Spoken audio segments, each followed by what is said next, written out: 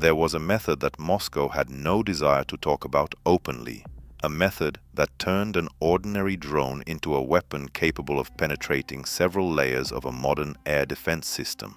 And it was precisely this method that was used at dawn above the Sea of Azov, where Russia considered its positions to be virtually invulnerable. 8 tankers, 7,000 tons of fuel, and a convoy that never reached its destination. At 3:20 local time, 8 tankers from the Russian Ghost Fleet departed the port of Taganrog, heading for the Kerch Strait. Cargo: thousands of tons of fuel destined to supply the Crimean Peninsula. The convoy pressed on through the darkness, and its crews had no idea that 45 Ukrainian AN-196 Lyuty attack drones were already flying silently above the southern coast of the Sea of Azov. Their mission had been laid out with absolute precision. Not a single drop of fuel was to reach the port of Kerch. The first 18 minutes looked like a routine raid. But that was when everything changed. At Cape Chushka, at the entrance to the Kerch Strait, the Russian Krasuka 4 electronic warfare system was suddenly activated. Within 5 seconds of being switched on, it began emitting powerful jamming bands that blanketed the low-altitude airspace above the Sea of Azov. The Ukrainian drones' control channels, satellite navigation, and data transmission links were all affected. On the operator's screens, the stable signal level dropped sharply. The lead operator attempted to correct the formation's heading, but the drones were no longer responding. 1 second, 2, 3. In those 3 seconds, 2 Lyuty at the center of the formation lost control and veered off in opposite directions at a speed of approximately 180 kilometers per hour. They collided mid-air and exploded above the sea's surface in a ball of fire. The telemetry instantly descended into chaos. Altitude was dropping in lurches. For a formation flying at low altitude, this was a critical warning signal. A little more, and the remaining aircraft would simply plunge into the water before ever reaching the convoy. The Krasuka 4 had created what specialists call a suppression threshold. Imagine trying to hear a whisper next to a running jet engine. When the control signal drops to a critical level, the data channel very nearly breaks down entirely. Lose a few more units of power, and the entire attack could have ended above the Sea of Azov before it had even properly begun. But Ukraine had been fighting against Russian electronic warfare capabilities for 3 years, and had long since stopped relying on a single control channel. The remaining Lyuty immediately switched to autonomous flight mode. The inertial navigation system maintained the heading. Satellite positioning now functioned only as an auxiliary tool. The computer vision and artificial intelligence module began autonomously comparing the coastline, the sea surface, and the horizon, correcting the trajectory without any operator input whatsoever. The Krasuka 4 could jam the control signal. It had brought down 2 drones, but it could not blind the entire swarm. The remaining aircraft descended even lower, blending into the interference reflected by the sea surface and the dark horizon. On the screens of the Russian operators at Cape Chushka, signal markers appeared and disappeared, like targets always one step ahead. And the 8 Russian tankers continued their course towards Kerch. Meanwhile, a battery of the S-400 Triumph surface-to-air missile system in the Kerch Strait area had already acquired targets. Its radar had detected small markers moving at low altitude above the Sea of Azov. When the Krasuka 4 relayed the alert to the command post, the S-400 personnel immediately increased the radar field's power in the suspect sector. More than 40 drones advancing in the same direction gradually appeared on the screens. This was no longer an insignificant attack. It was a massive strike directed against Crimea's supply lines. The Russian commander didn't hesitate. Via the emergency communications channel, he requested additional means of destruction. The S-400 battery at Feodosia received orders to enter the engagement. Almost immediately, missiles reaching 4 times the speed of sound launched from positions near the Kerch Strait. Proximity fuses activated close to the targets. 4 Lyuty exploded almost simultaneously, leaving brief trails of fire across the night sky.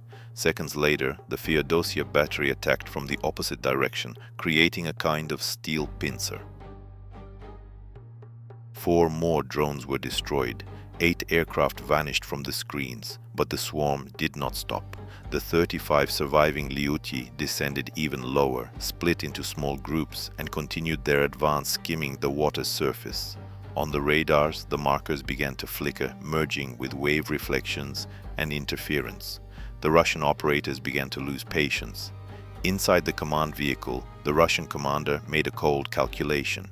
2 S-400 batteries operating jointly had sufficient missiles.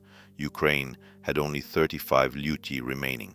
Even accounting for failures, the firepower was sufficient to crush the attack before the swarm reached the tankers. The order was given: continue firing. Both batteries opened fire. But this time, things did not go nearly as well. Of the 8 missiles fired, only 4 found real targets. The others chased decoy signals and self-destructed in the darkness.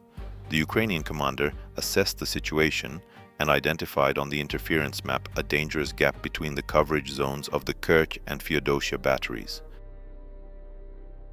This was not a safe zone. It was an overlap zone where signals from both radars, electronic interference, and reflections from the sea surface were layered with such density that both batteries could barely distinguish real targets, false markers, and even their own missiles. The order was given immediately. The remaining 31 Liuti descended to an extremely low altitude, increased their speed, and penetrated right into the heart of this interference zone. On the Russian operators' screens, markers began to split, merge, disappear, and reappear on another screen. The operators of both batteries were communicating by radio, trying to figure out who was engaging which target. The Russian commander was on the verge of ordering a third salvo and stopped. If he fired missiles now, they risked being lost in the interference. If he waited any longer, the swarm would pass through the interception zone. For the Liuti, advancing at high speed, this pause was enough. The swarm broke through the gap between the 2 S-400 batteries. A few missiles gave chase, but only one caught the drone closing the formation. The main group had broken through. Further along the Azov coast, 4 Pantsir S-1 air defense gun and missile systems were already conducting continuous sweeps in the approaches to Kerch. Their radars had been designed precisely for this type of mission, destroying small drones and low-altitude targets at short range. The operators had been watching the swarm for nearly a minute and saw it emerge from the overlap zone of the 2 S-400 batteries, compact and not yet deployed into combat formation. This was the ideal moment to open fire. The missiles from all 4 Pantsirs launched simultaneously. Proximity fuses activated one after another within the formation, and 16 Liuti were knocked out of the formation within seconds. The operators immediately reduced speed, lowered altitude, and dispersed the remaining aircraft across nearly 5 kilometers of open sea. The Russian commander instantly revised his tactics. When the targets descended too low and dispersed too widely, the 4 Pantsirs switched to anti-aircraft artillery fire. The twin cannons opened fire at a combined rate of up to 5,000 rounds per minute per system. From the coast, tracer bursts of 30mm shells tore through the night above the sea's surface. 4 Liuti were hit. The Ukrainian commander understood that if the entire swarm kept flying at low altitude, the cannons would destroy the aircraft one by one. The decision was made immediately. 8 drones were ordered to gain altitude, amplify their signatures, and fly directly towards the coastline, as though they were the main attack group. On the Russian radar screens, 8 markers became brighter, higher, and easier to acquire. The Pantsir operators immediately focused on them. The cannons elevated, the radars reacquired the targets. It was a trap. While the 4 batteries were concentrated on the decoy group, 4 other Liuti were advancing along the coast so low that they were almost indistinguishable from the waves and the darkness. Then they abruptly changed course and headed directly for the Pantsir positions. By the time the operators noticed the threat coming in low from the flank, the distance no longer allowed for any reaction. The 4 kamikaze drones reached their targets almost simultaneously. The explosions swept across the coastal positions. The radars, launchers, and cannons were engulfed in flames. 4 Pantsirs were put out of action. The last layer of close-range cover on the Azov coast had been destroyed. The path to the Russian tanker convoy was virtually open, but Russia had one more reserve. From the moment the first Lyuty had appeared on the radar screens, the patrol boat Svetliak had received orders to close on the convoy and become the last protective shield for the 8 tankers. At that point, 8 drones remained alive. The Svetliak immediately opened fire with man-portable surface-to-air missiles. The 2 Lyuty, flying higher than the others, the very ones that had previously amplified their signatures to deceive the pansiers, became the most visible targets against the sky. 2 hits turned them into brief flashes of light above the Sea of Azov. The 6 remaining aircraft immediately pressed down against the water, where the infrared seekers began to merge with the thermal reflections from the sea surface. 2 remaining missiles chased false thermal signatures. Then the naval artillery entered the fight. The 76mm cannon opened fire with radio fuse fragmentation shells above the sea's surface. Over 2 minutes, approximately 180 rounds were fired, but the drones were constantly changing direction, pressing against the waves, swerving sharply. The cannon proved too sluggish to track small targets on chaotic trajectories. Not a single Lyuty was destroyed.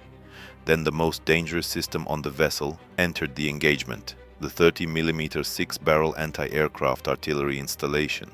At under 5 kilometers, it put up a veritable wall of fire in front of the ship's bow. 1 drone was destroyed by a direct hit and fell into the sea. 5 Lyuty remained. The Ukrainian operators split them. 2 gained altitude and headed for the vessel on an open trajectory, displaying clear flight paths as though preparing for a direct attack. 3 stayed close to the water's surface, continuously changing direction in search of a passage beneath the curtain of fire. The Russian operators took the aircraft flying at altitude for decoys and concentrated fire on the trio skimming the surface. The effect was immediate.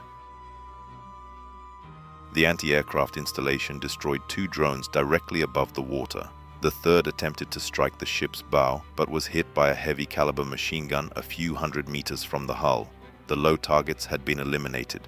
The operators swung the cannons towards the remaining 2. But it was already too late. While fire had been concentrated on the water's surface, the 2 Lyuty had climbed to approximately 450 meters. They moved out of the anti-aircraft installation's most favorable firing angle and attacked from above. In the field of view of the onboard cameras, the convoy finally appeared.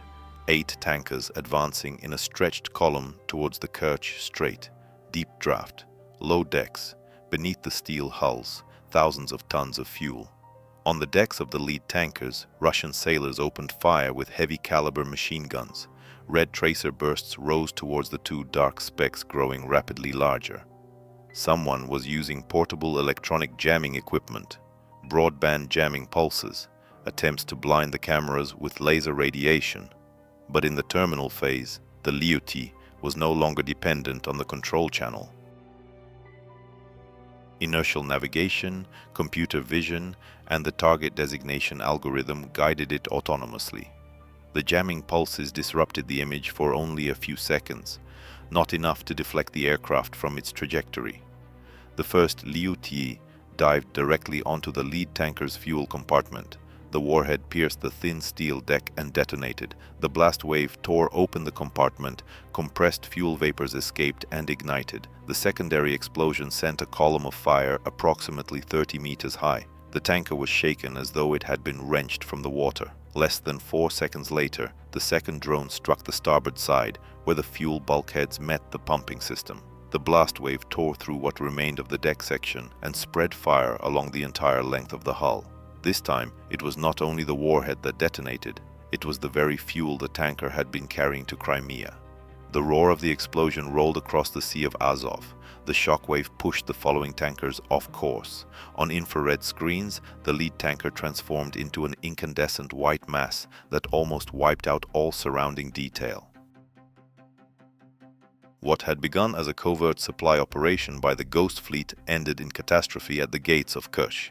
This strike did not merely hit a tanker, it struck the logistical artery of Russian forces in Crimea.